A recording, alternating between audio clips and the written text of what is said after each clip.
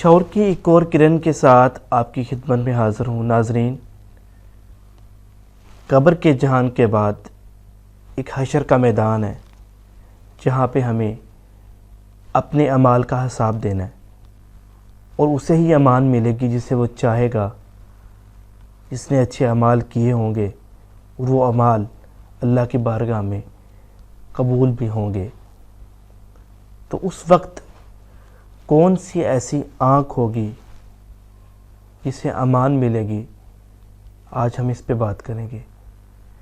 3 ایسی آنکھیں ہیں جسے اس دن امان ملے گی۔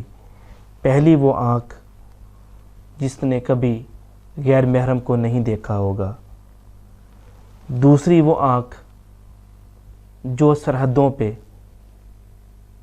حفاظت کی نظر سے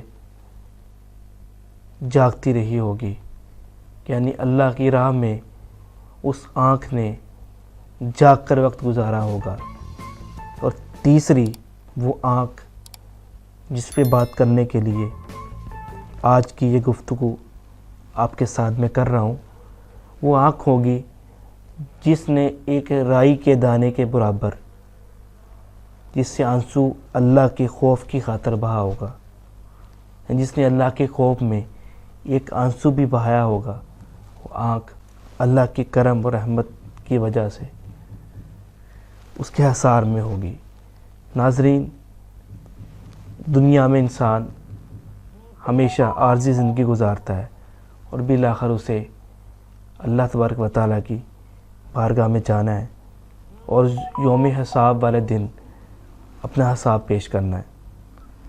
خوش قسمت وہی ہے جو اس دنیا کو حقیقت میں عارضی سمجھے اور اس نا ختم ہونے والی زندگی کے لیے اس دنیا میں اپنے اعمال کو اس انداز سے پیش کرے کہ آخرت سنور جائے۔